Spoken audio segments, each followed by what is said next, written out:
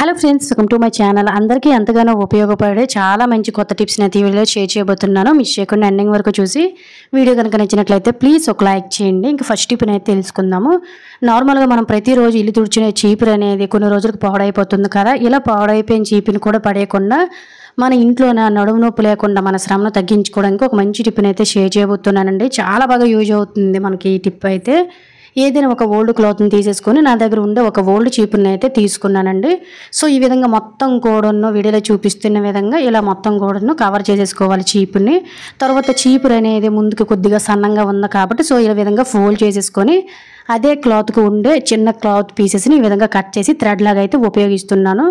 మన ఇంట్లోనే మనం వారం 15 రోజులకు ఒక్కసారి మూలలు అంటే ఫ్రిడ్జ్ లేదంటే బీరువా ఇటువంటి మూలలో చేయి పెట్టి క్లీన్ చేయలేని ప్లేస్లు అనేవి ఉంటాయి కదండి. ఇలా అన్నిటినీ క్లీన్ చేయాలంటే నడుము నొప్పి వచ్చేస్తూ ఉంటుంది. టేబుల్స్ కానీ నిచ్చెనలు కానీ ఎక్కే పని లేకుండా ఎంత హైట్లో ఉండే వాటిల్లో అయినా చిన్న వైర్స్ మీద అయినా కూడా మనము డస్ట్ కానీ మురికి కానీ చక్కగా క్లీన్ చేసుకోవచ్చు. సో మనమైతే ఈ విధంగా రెడీ చేసేసుకున్నాం అనుకోండి. ఇంట్లోనే మనం 10-15 రోజులకు ఒక్కసారి ముఖ్యంగా ఈ విధంగా ఇంట్లోనే ఉండే వైర్స్ అన్నిటి మీద జిడ్డు మురుకు అనేది పట్టేస్తుంది. అంటే మనకి డస్ట్ పార్టికల్స్ పొట్లు అనేవి పట్టేస్తూ ఉంటాయి కదా, వాటిని చేతితో అయితే క్లీన్ చేయలేము. ఇలా చక్కగా మనము చిన్న వైర్స్నైనా ఇలా మనకి స్విచ్ బోర్డ్స్ దగ్గర కానీ లేదంటే లైట్స్ దగ్గర ఉండే వైర్లు అన్నింటినీ కూడా ఇంట్లో ఉండే వాటన్నిటిని ఫోటో ఫ్రేమ్స్ గోడల మీద ఉండే డస్ట్ని కానీ ఇలా అన్నింటినీ చక్కగా క్లీన్ చేసుకోవచ్చు. చూసారు కదండి, వైర్ని మనం ఎలాగో చేతితో టచ్ చేయలేం కాబట్టి ఎంత హైట్లో ఉన్నా కూడా ఇలా డస్ట్ అనేది సింపుల్గా క్లీన్ చేసేసుకొని మన శ్రమ నడుము నొప్పిని కూడా తగ్గించుకోవచ్చు. ఓన్లీ ఇలా ఇదే కాకుండా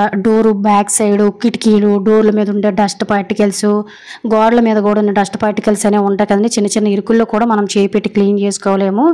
రోడ్డు పక్కన ఉండే ఇంట్లోకి అయితే ఇంకా డస్ట్ ఎక్కువ అనేది వచ్చేస్తూ ఉంటుంది కాబట్టి సో మనం ఇలా 10-15 రోజులకు ఒకసారి ఖచ్చితంగా క్లీన్ చేసుకోవాలి. ముఖ్యంగా ఇటువంటి సోఫా దివానా కట్లు మంచాల కింద బీరువా టేబుల్స్ చైర్స్ ఇలా మనము ప్రతిసారి కూడా నిచ్చెనలు ఇలా అన్నీ వేసుకొని మాటికి క్లీన్ చేయలేమంటే కొన్ని ఇరుకుల్లో అయితే చేయి కూడా పెట్టి క్లీన్ చేసుకోలేనప్పుడు సింపుల్గా ఇలా ఓల్డ్ చీపులు పక్కన పడేయకుండా ఇలా ఉంచేసుకుని ఒక క్లాత్ అనేది దానికి చక్కగా చుట్టేసుకున్న తర్వాత ఇలా మనము చక్కగా గోడల మీద ఉండే ఫ్రేమ్స్ కానీ ఫొటోస్ కానీ అన్నిటినీ కూడా సింపుల్గా క్లీన్ చేసుకోవచ్చు అండి. దీనివల్ల మన శ్రమతో పాటు చాలా వరకు కూడా మన మనీ కూడా ఆదా అవుతుంది, యూజ్ అవుతుందంటే తప్పకుండా ట్రై చేయండి. మొత్తం ఒకసారి క్లీన్ చేసేసిన తర్వాత క్లాత్ అయితే మీకు చూపిస్తున్నాను చూడండి. ఈ క్లాత్ అనేది మీకు అవసరం ఉంటే వాష్ చేసుకుని వాడుకోవచ్చు, లేదంటే పడేయచ్చు. సో ఈ టిప్ కూడా ప్రతి ఒక్కరికి యూజ్ అయిందని అనుకుంటున్నాను. సెకండ్ టిప్ని అయితే తెలుసుకుందాము. నార్మల్గా మన ఇంట్లోనే ఎక్కువగానే అల్లం అనేది వాడుతూ ఉంటాం కదండి. ఈ అల్లం అనేది ఒక్కొక్కసారి విపరీతమైన మట్టితో వస్తూ ఉంటుందండి. దీన్ని కడగాలంటే చాలా ఎక్కువ శ్రమ పడవలసి వస్తుంది. చాలా మంది కూడా అల్లం మీద పొట్టు తీసి వాడుతూ ఉంటారన్నమాట. సో ఇలా అల్లం మీద పొట్టు తీయడం కూడా చాలా కష్టము.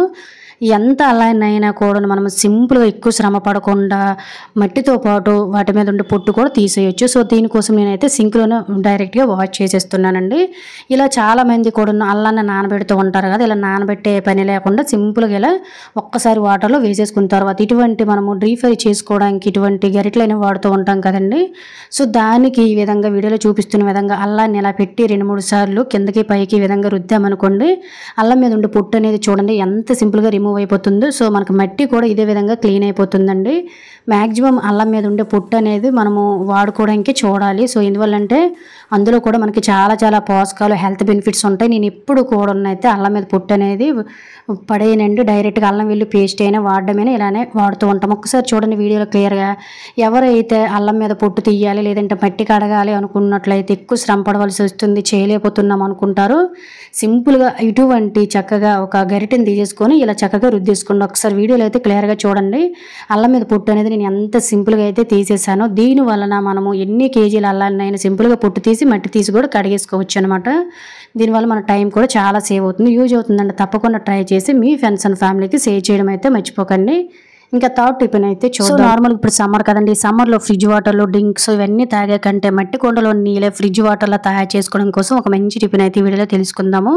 ఆల్రెడీ ఇంతకు ముందు వీడియోలో మట్టి పాత్రలు అంటే మట్టి కొండని ఎలా క్లీన్ చేసుకోవాలి అనేది కూడా షేర్ చేశానండి. ఈ వీడియోలో మనం మట్టి కొండలో నీళ్ళు ఫ్రిడ్జ్ నీళ్ళలాగా ఎలా తయారు చేసుకోవాలో చూద్దాము. సో ఈ విధంగా మట్టి కొండను శుభ్రంగా క్లీన్ చేసేసిన తర్వాత ఒక కాటన్ క్లాత్ని తీసుకొని ఈ విధంగా శుభ్రంగా తడిపేసి పిండేసుకొని మనం తీసుకునే ఈ మట్టి కొండకి ఈ విధంగా చుట్టేసుకోవాలండి. సో తరువాత మట్టి కొండలో నీళ్ళు అనేవి మనకి ఎప్పటికీ చల్లగా ఉండాలంటే కుండ అడుగు భాగాన్ని వేయడం కోసం నేను ఇసుకని అయితే తెచ్చుకున్నానండి. ఎప్పుడైనా కన్స్ట్రక్షన్ అయిన దగ్గర మనం ఇలా ఒక కొద్దిగా శాండ్ని తెచ్చుకొని పక్కన పెట్టుకున్నాం అనుకోండి, ఇటువంటి వాటికి అయితే చాలా బాగా యూజ్ అవుతుందండి. చాలా మంది వేసవి రాగానే డ్రింక్స్ అని ఫ్రిడ్జ్లో వాటర్ అని విపరీతంగా తాగేస్తూ ఉంటారండి. ఇలా హెల్త్ ప్రాబ్లమ్స్ అనేవి వచ్చేస్తూ ఉంటాం. మా ఇంట్లో అయితే ఫ్రిడ్జ్ వాటర్ అనేది మేమైతే 3-4 సంవత్సరాల నుంచే మానేసామండి. ఇయర్ అయితే నేను కొత్త కుండ తెచ్చుకొని ఈ విధంగా వాటర్ అనేది వాడుకుంటున్నాం అనమాట. ఈ విధంగా వెడల్పుగా ఉండే గిన్నెని కానీ లేదంటే ఒక ప్లేట్ని కానీ తీసుకొని నచ్చినంత అంటే సరిపడా ఇసుకని అయితే వేసుకోండి. సో వేసేసుకున్న తర్వాత మనకి వాటర్ అనేది ఇందు మీద జల్లవలసి ఉంటుంది. ఎందువల్లంటే ఇసుక అనేది వాటర్ని పీల్చుకొని అలాగా అందులోనే ఉంచుతుంది కాబట్టి మనము వేసే వాటర్ అనేది చాలా చల్లగా ఉంటుంది అన్నమాట. అంటే మన కుండతో పెట్టే వాటరు ఈ విధంగా కొంచెం వాటర్ జల్లేసుకున్న తర్వాత ముందైతే కుండకి తడిగుడ్డ చుట్టూ ఉంచాం కదండి, ఆ కుండని ఈ విధంగా పెట్టేసుకొని పిల్లలు ఇంట్లోనే ఉన్నారనుకోండి, వాళ్ళకి టచ్ అవ్వకుండా ఎక్కడైనా గోడ పక్కన కానీ కిచెన్లో కానీ మీకు ఎక్కడైతే సెట్ అవుతుందో ఆ ప్లేస్లో చక్కగా ఇలా పెట్టేసుకొని నైట్ టైము మనం తాగే వాటర్ని చక్కగా ఫిలప్ చేసేసుకొని నెక్స్ట్ డే మార్నింగ్ ఈ వాటర్ తాగడం వల్ల చాలా చాలా హెల్త్ బెనిఫిట్స్ చాలా ఉంటాయండి. ఎన్నో పోషకాలు ఉంటాయి ఈ వాటర్లో. చిన్నప్పటి నుంచి పిల్లలకి వాటర్ అనేది ఈ కుండలో తాగడం అలవాటు అవుతుంది అన్నమాట.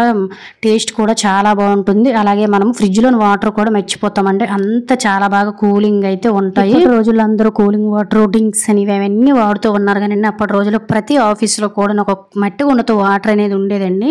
సో ఇప్పుడు అంతా మారిపోయింది కాబట్టి ఈజీగా మనం ఇంట్లోనే ఇలా హ్యాపీగా కుండలోని వాటర్ని తాగామనుకోండి హెల్త్ బెనిఫిట్స్ చాలా ఉంటాయి. ఇలా చక్కగా ఒక మూత సరిపడా పెట్టేసుకొని ఒక గ్లాస్ అనేది సపరేట్ చేసేసుకొని ఇలా నైట్ అంతా కూడా ఫుల్గా వాటర్ పికప్ చేసేసి ఉంచేసి నెక్స్ట్ డే దీన్ని తాగండి. హెల్త్కి చాలా చాలా మంచి పోషకాలు అయితే అందుతాయి. ఫ్రిడ్జ్లోని వాటర్ కంటే కూడా చాలా చల్లగా అయితే ఉంటాయండి. ఒకసారి అయితే వీడియోలో మీరు క్లియర్గా చూడండి. నెక్స్ట్ డే మీకు అయితే ఈ వాటర్ చూపిస్తున్నాను. నార్మల్గా మన ఫ్రిడ్జ్లో పెడితే వాటర్ ఎలా ఉంటుందో అలానే ఉంటుంది. చక్కగా ఎన్నో పోషకాలు లభిస్తాయి ఈ వాటర్ తాగడం వల్ల. చిన్నపిల్లలకు కూడా చాలా చాలా మంచిది, యూజ్ అవుతుందంటే తప్పకుండా ట్రై చేసి మీ ఫ్రెండ్స్ అండ్ ఫ్యామిలీకి షేర్ చేయండి. అలాగే వీడియో కనుక నచ్చినట్లయితే ప్లీజ్ ఒక లైక్ చేయండి. ఫోర్త్ టిప్ని అయితే చూద్దాం. నార్మల్గా మనం ఎప్పుడైనా బట్టలకి కుట్లు వేయాలనుకునేటప్పుడు సూదులు అనేవి అప్పుడప్పుడు మాత్రమే వాడుతూ ఉంటాం కదా, పండ పారిపోయినట్టు బట్టలకు అస్సలు కూడా గుచ్చవండి, ఎక్కువ శ్రమ పడవలసి ఉంటుంది. అలాంటప్పుడు ఈ సూదులు అనేవి లేదంటే పిన్నేసులైనా మనం బట్టలు పెట్టేటప్పుడు సరిగ్గా తుప్పు పట్టేసి వెళ్ళవు కదా. సో అలాంటప్పుడు సింపుల్గా ఇటువంటి నెయిల్ కటర్ అనేది తీసేసుకొని గరుకుగా ఉండే వైపు 2-3 సార్లు మన ఇంట్లో ఉండే సూదులు కానీ పిన్నేసులు కానీ వాడే ముందర ఇలా అటు ఇటు రఫ్ చేసామనుకుంటే చాలా చాలా షార్ప్ పెరుగుతుంది కాబట్టి మనం బట్టల కుట్టు వేసుకోవడం చాలా సింపుల్ అయిపోతుంది. దీనివల్ల మనం గంటల్లోని పనులు నిమిషాల్లో చేసుకొని మన టైంతో పాటు మనీని కూడా సేవ్ చేసుకోవచ్చు. యూజ్ అవుతుందంటే తప్పకుండా ట్రై చేయండి. ఇంకా 5వ టిప్ని అయితే చూద్దాము. ప్రతి ఒక్క ఆడవారికి కూడా ఈ టిప్ చాలా చాలా యూజ్ఫుల్గా ఉంటుందండి. ఈ టిప్ వల్ల మన గ్యాస్ కూడా రిపేర్ రాకుండా ఉంటుంది ఎన్ని సంవత్సరాలైనా.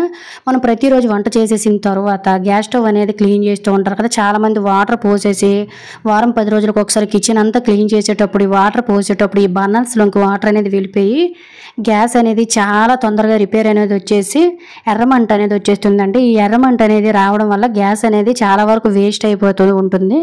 అలాంటప్పుడు మనము ప్రతిరోజు అయినా లేదంటే అప్పుడప్పుడు గట్టను గ్యాస్ స్టవ్ మీద వాటర్ పోసి క్లీన్ చేసేటప్పుడు ఆ బర్నర్స్లోకి ఒక్క చుక్క వాటర్ కూడా లోనికి వెళ్లకుండా ఉండాలంటే ఒక మంచి టిప్ అనేది తెలుసుకుందాము. మనము కోకోనట్ అనేది వాడేసిన తర్వాత కొబ్బరి తీసేసి కొబ్బరి చిప్పలు ఎందుకు పనికిరావని పడేస్తూ ఉంటాం కదా, కొబ్బరి చిప్పల వల్ల కూడా మనకి ఇంట్లో చాలా చాలా యూజెస్ అయితే ఉంటాయండి. ఇవి చాలా స్ట్రాంగ్గా కూడా ఉంటాయి. నేను ఒక 2 చెప్పులను తీసేసుకొని ప్రతిరోజు కూడా గ్యాస్ స్టవ్ కానీ గ్యాస్ గొట్లు కానీ లేదంటే బ్యాక్ సైడ్ టైల్స్ కడగాలనుకునేటప్పుడు వాటర్ అనేది లోనికి వెళ్లకుండా ఈ విధంగా సేఫ్టీగా బర్నర్స్ మీద అయితే పెట్టేసుకొని చక్కగా ఇలా క్లీన్ చేసేసుకుంటూ ఉంటానండి.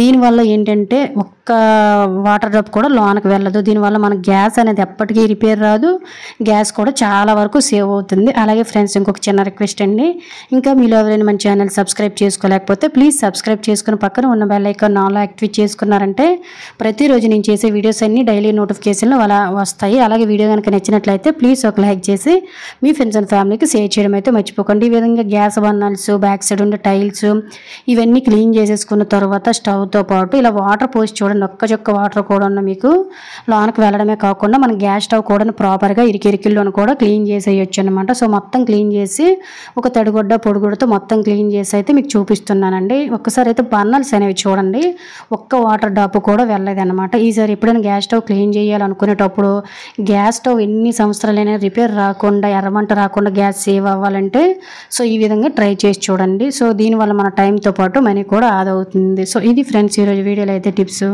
ఐ హోప్ ఈ టిప్స్ మీకు యూజ్ అయిన అనుకుంటున్నాను. వీడియో కనుక నచ్చినట్లయితే please like share subscribe my channel. Thank you for watching. By by. Take